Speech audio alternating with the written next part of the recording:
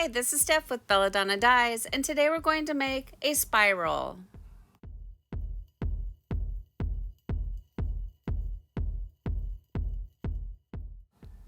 Start by smoothing out as many wrinkles as you can. You want a nice smooth surface to work with. Decide where you want the center of your spiral to be and give it a little pinch, and that can be anywhere on your shirt. This is going to be a center spiral.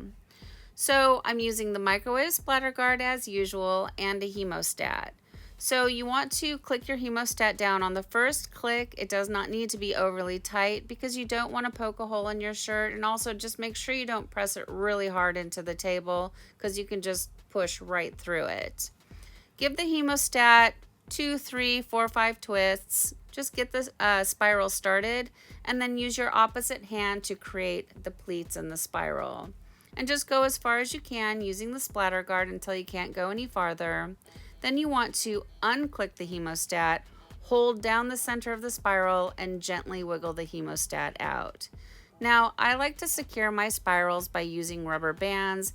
I just find it to be quick and easy, but you could tie it off with string, kite string, sinew if you wanted to create white lines. It really is just a matter of preference. I just like the rubber bands.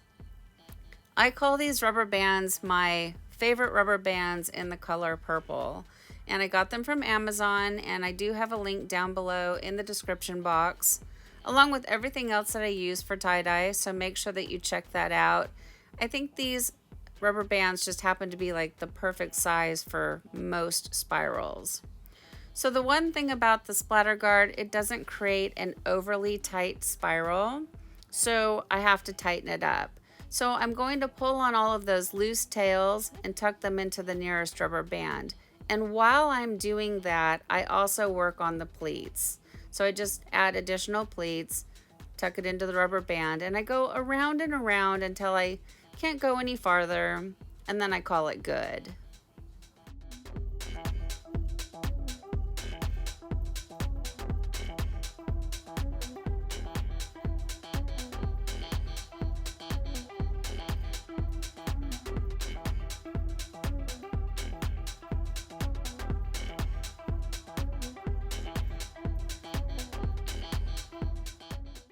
Since this project is going to be an ice dye, I need to create myself some type of an ice barrier. And I prefer to use these silicone cake molds as often as possible because they're reusable. All I have to do is wash them off and then I can use them again and again and again. But if you don't have them, you could use foil, you could use cardboard, you can use just about anything you can think of.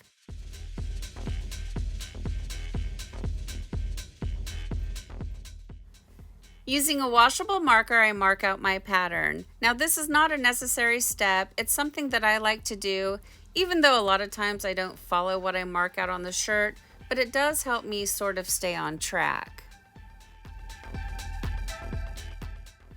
Now it's time for the fun part and my favorite part. We get to add the dye.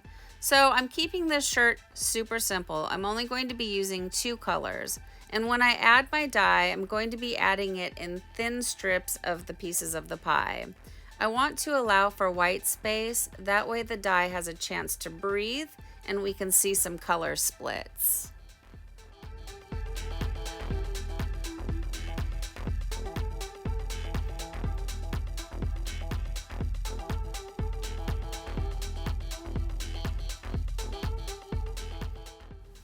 So when adding your dye, when it comes to the center of the spiral, you don't want to pile a whole bunch on, because think about it, all of your pieces of the pie come and meet at the center, right? And if you add a lot of thick dye down in there, you do run the risk of it becoming muddy or just really overly saturated.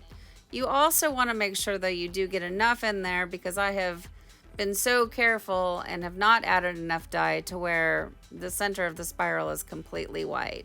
So just try to find a happy medium. And I'm really trying to make these little stripes or pie pieces all the same size.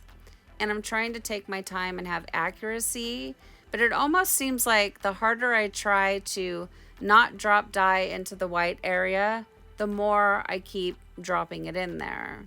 And that's where my statement of have fun tie-dyeing really comes in because it is about having fun. The more perfect you try to be, sometimes the harder it makes it, and then it's just frustrating, and it's supposed to be enjoyable. I mean, as you can see, I've dropped that big old clump of red dye right there in the white. Now what am I going to do? Well, I'm just going to have to overcompensate and make that pie piece bigger and bigger, which then is not going to allow as much space for the Stormageddon. So the shirt's going to turn out fine. You just kind of have to sometimes shift gears on the fly and just remember to keep having fun with it. And when I first started tie-dyeing, when I would have white space in a project, I would feel really down on myself after the washout process, and I would see the white and I would feel like a complete failure because I felt like I missed a spot or I didn't saturate it well enough, and I would just beat myself up about it. And then I started doing single color ice dyes where I was purposely trying to have white space, and I really found a new appreciation for seeing the white because the white allows the colors to breathe and to pop and just show what they're made of.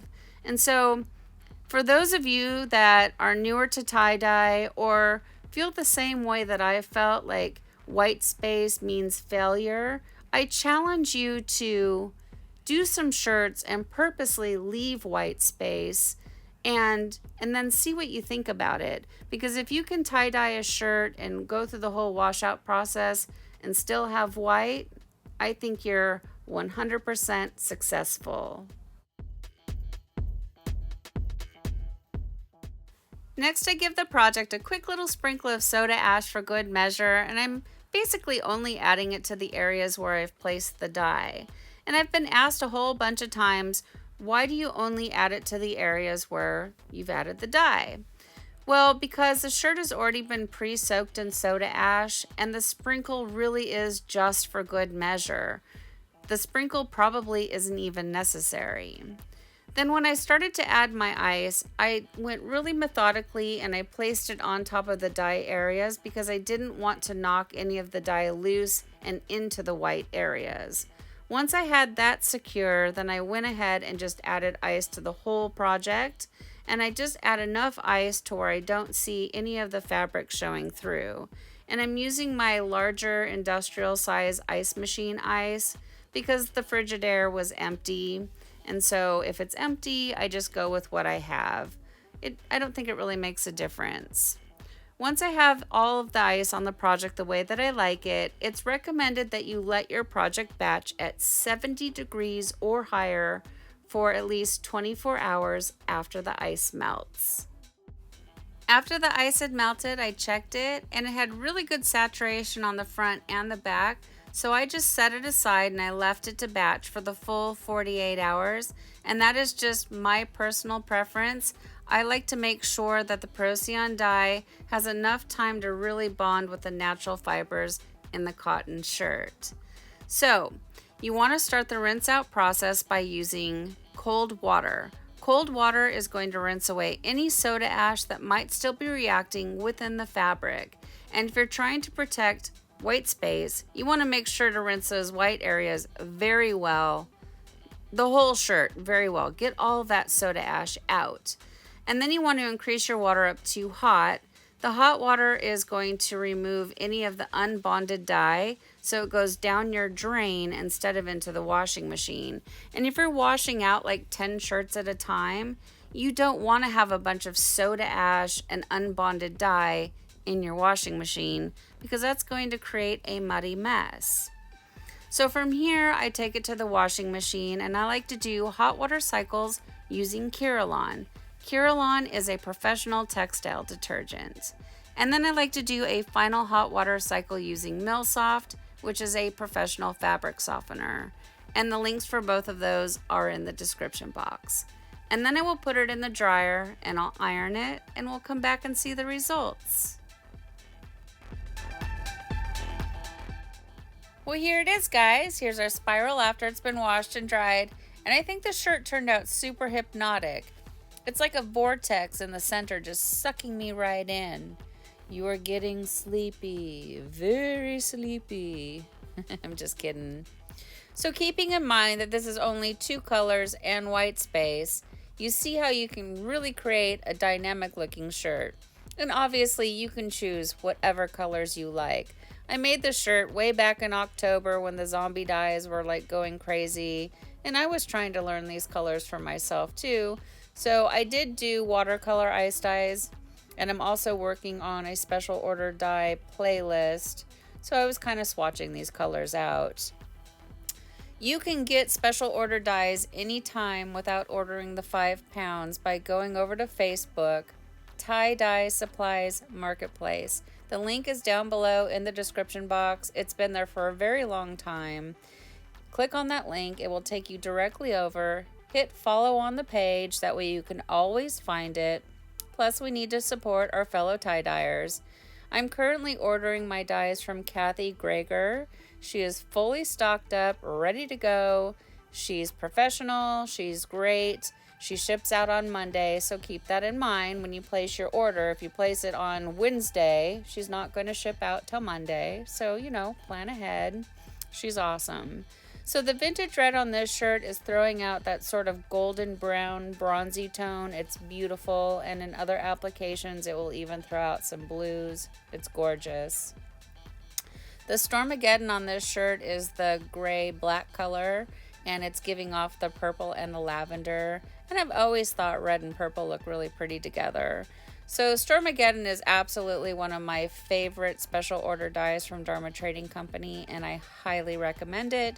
And if you haven't seen those other tutorials and the playlist, I recommend that you go check that out. So overall, I'm super pleased with the way the shirt turned out.